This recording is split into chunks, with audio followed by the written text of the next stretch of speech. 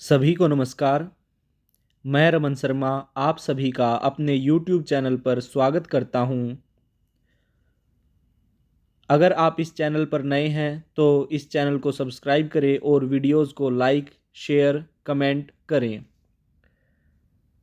दोस्तों, आज हम मानव के कर्मिक विकास के बारे में पढ़ेंगे, यानी जब आदि मानव का जन्म हुआ या पहले जब मानव एक जानवर की तरह रहता था और उसका विकास हुआ जिससे वह मानव कहलाया।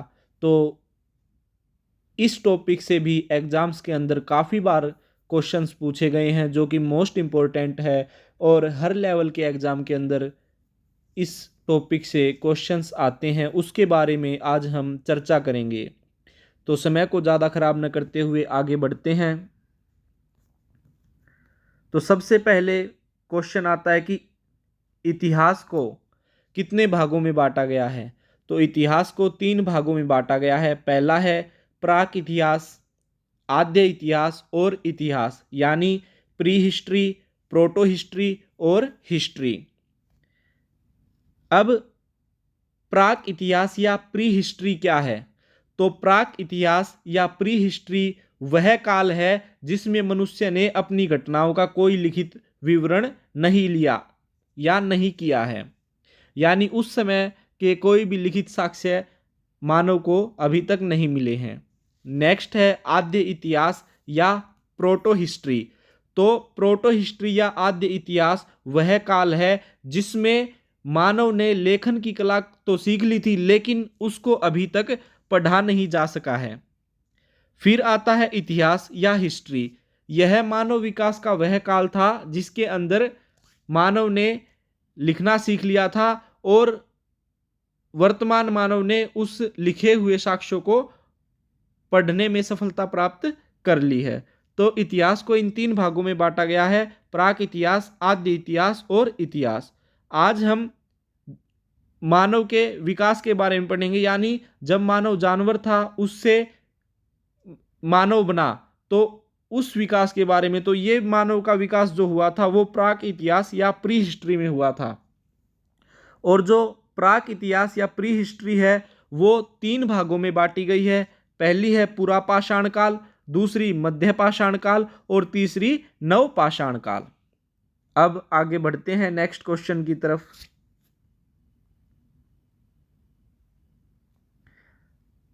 पहला क्वेश्चन है मानव का वैज्ञानिक नाम क्या है, या फिर क्वेश्चन पूछ सकता है कि मानव का साइंटिफिक नेम क्या है। तो मानव का वैज्ञानिक या साइंटिफिक नेम है होमो सैपियंस। काफी बार क्वेश्चन पूछा गया है एग्जाम्स के अंदर, मोस्ट इंपोर्टेंट क्वेश्चन है। मानव का साइंटिफिक नेम या वैज्ञानिक नाम होमो सैपियंस है। नेक्स्ट क्वेश्चन, होमो सैपियंस का प्रवेश धरती पर लगभग 30 या 40 हजार वर्ष पूर्व हुआ। यह पूछा जाए कि होमो सैपियंस का प्रवेश धरती पर कितने वर्ष पूर्व हुआ, तो 30 या 40 हजार वर्ष पूर्व हुआ था। नेक्स्ट क्वेश्चन, पुरापाषाण काल में मानव की जीविका का मुख्य आधार क्या था।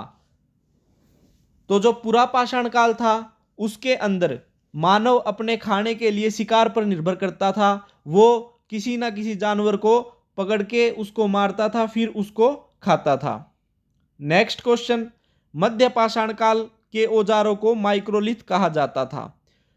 तो पुरापाषाण काल के अंदर मानव क्या करता था, अपने जीविका के लिए या खाने के लिए शिकार पर निर्भर करता था। फिर धीरे धीरे जब उसमें विकास हुआ तो मध्य पाषाण काल आया। तो मध्य पाषाण काल में उसने शिकार करने के लिए, जानवरों को मारने के लिए औजार बनाए। वे औजार छोटे होते थे तो इन औजारों को क्या कहा जाता था, माइक्रोलिथ कहा जाता था। काफी बार एग्जाम्स में पूछा गया क्वेश्चन है, मोस्ट इंपोर्टेंट है। नेक्स्ट क्वेश्चन, आग का आविष्कार किस काल में हुआ। तो आग का आविष्कार पुरापाषाण काल में हुआ। आग का आविष्कार पुरापाषाण काल में हुआ, कैसे हुआ था, पत्थरों को आपस में रगड़ने से हुआ था। एक आदिमानव एक जगह पे बैठा था और वो आपस में 2 पत्थरों को घिस रहा था। उन 2 पत्थरों को घिसने से चिंगारी निकली और वहां पे पड़ी हुई सूखी घास के अंदर वह गिरी, जिससे वहां पर आग लग गई। तो इस तरह से आग का आविष्कार हुआ था।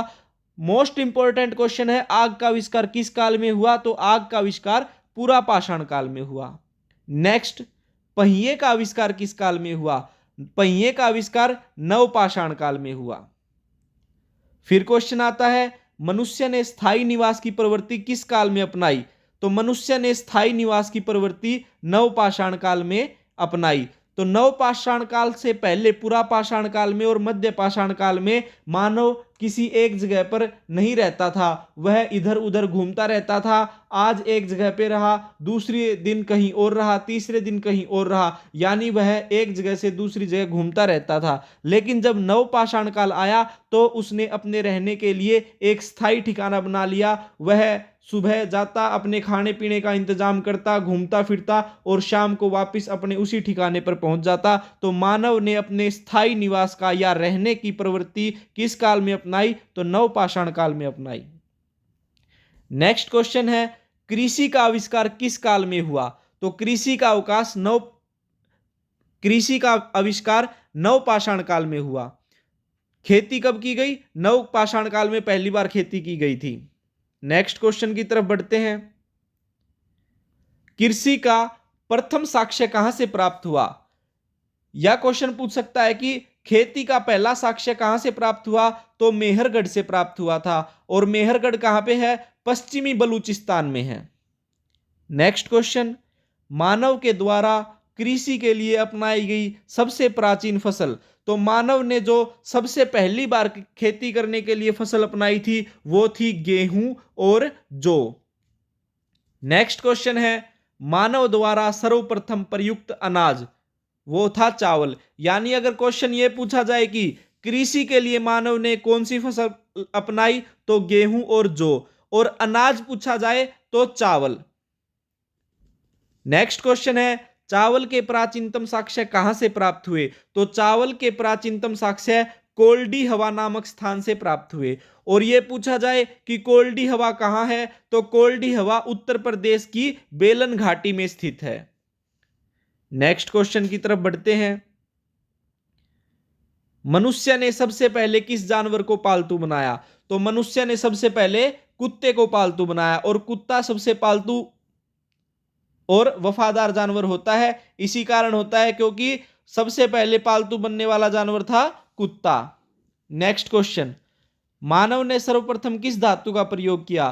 तो मानव ने सबसे पहले तांबा धातु का प्रयोग किया। मोस्ट इंपोर्टेंट क्वेश्चन है दोनों, इससे पहले वाला भी पालतू जानवर और प्रथम धातु जो मानव ने इस्तेमाल की तांबा, दोनों मोस्ट इंपोर्टेंट क्वेश्चन है। और अगला भी मोस्ट इंपोर्टेंट क्वेश्चन है कि मानव ने सर्वप्रथम कौन सा औजार बनाया? तो मानव ने सबसे पहले कुल्हाड़ी औजार को बनाया था। नेक्स्ट क्वेश्चन, कुल्हाड़ी के साक्ष्य कहां से प्राप्त हुए हैं? कुल्हाड़ी के साक्ष्य अतिरंपकम से प्राप्त हुए हैं। नेक्स्ट क्वेश्चन, भारत में सर्वप्रथम पुरापाषाणकालीन औजारों की खोज किसने की? तो भारत में सबसे पहले पुरापाषाणकालीन औजारों की खोज किसने की थी? रॉबर्ट ब्रूस फुट ने की थी। अगर यह पूछा जाए कि भारत में सर्वप्रथम पुरापाषाणकालीन औजारों की खोज रॉबर्ट ब्रूस फुट ने की थी, वो कब की थी? तो 1863 में की थी। नेक्स्ट क्वेश्चन, प्रथम भारतीय पुरापाषाण कलाकृति कहां से प्राप्त हुई? मतलब पुरापाषाण काल का पहला औजार या फिर कोई कलाकृति जो आदि मानव ने बनाई थी वो कहां से मिली? तो पल्लावरम से मिली थी। नेक्स्ट क्वेश्चन की तरफ बढ़ते हैं, भारत में नवपाषाण कालीन सभ्यता का प्रारंभ लगभग 4000 ईसा पूर्व में हुआ। यह पूछा जाए कि भारत में पाषाणकालीन सभ्यता का प्रारंभ कब हुआ? तो 4000 ईसा पूर्व में हुआ था। नेक्स्ट क्वेश्चन, इमाम गांव का संबंध किस संस्कृति से है? तो इनाम गांव एक जगह है जो पूरा पाषाणकालीन यानी ताम्र पाषाण युग की से संबंधित है। यह एक बहुत ही बड़ी बस्ती थी जिसके अंदर आदि मानव रहते थे। तो क्वेश्चन पूछा जाए कि इनाम गांव का संबंध किस संस्कृति से है? तो जोरवे संस्कृति से है इसका संबंध। नेक्स्ट क्वेश्चन, इनाम गांव किस युग की एक बड़ी बस्ती थी? तो इनाम गांव ताम्रपाषाण युग की एक बड़ी बस्ती थी। ताम्रपाषाण युग वह युग था जिसके अंदर तांबे के द्वारा औजार बनाए जाने लगे थे। नेक्स्ट क्वेश्चन की तरफ बढ़ते हैं, भारत में मानव संबंधी पहला प्रमाण कहां से मिला? यानी जब भारत का जो क्षेत्र है उसके अंदर सबसे पहले जो मानव के प्रमाण मिले हैं वो कहां से मिले हैं, तो वो मिले हैं नर्मदा घाटी नदी से मिले हैं। नेक्स्ट क्वेश्चन, भारत में पहली बार वैज्ञानिक आधार पर भारत की जनसंख्या का प्रजातीय विभेदीकरण किसने किया, तो यह रीजले ने किया था। और रीजले कौन था, उस समय भारत के अंदर आईसीएस अधिकारी था। आईसीएस की फुल फॉर्म है Indian civil services. Next question की तरफ बढ़ते हैं। भीमबेटका गुफा कहां स्थित है, तो भीमबेटका गुफा मध्य प्रदेश के रायसेन जिले में स्थित है।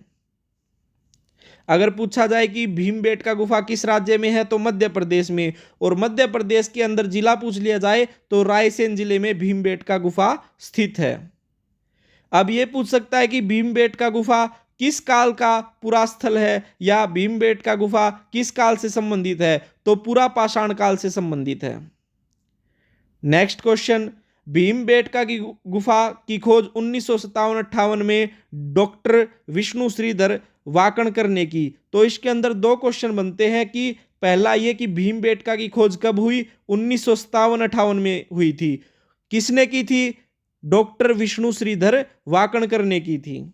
नेक्स्ट क्वेश्चन, भीमबेटका आदिमानव द्वारा बनाए गए शैल चित्रों के लिए प्रसिद्ध है।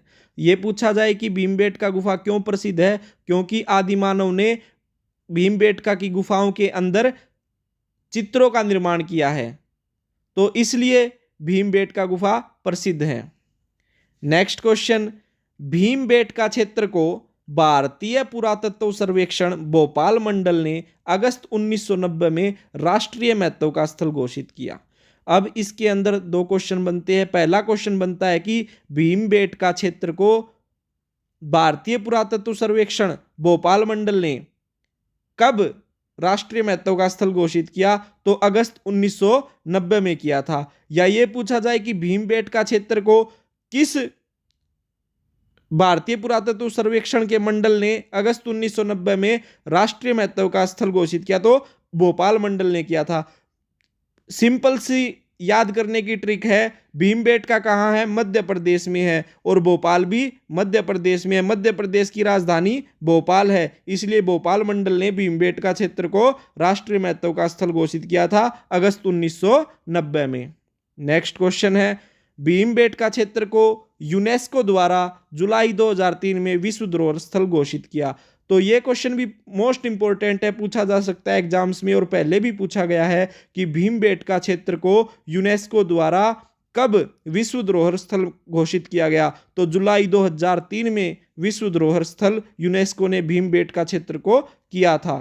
तो आज हमने मानव के विकास से संबंधित टॉपिक को किया। इस टॉपिक से प्रत्येक एग्जाम के अंदर कोई ना कोई क्वेश्चन पूछा जाता है। आशा करता हूं आपको यह वीडियो अच्छी लगी होगी। अगर यह वीडियो आपको अच्छी लगी है तो वीडियो को शेयर करें, कमेंट करें और चैनल को सब्सक्राइब करें। धन्यवाद। जय हिंद, जय भारत।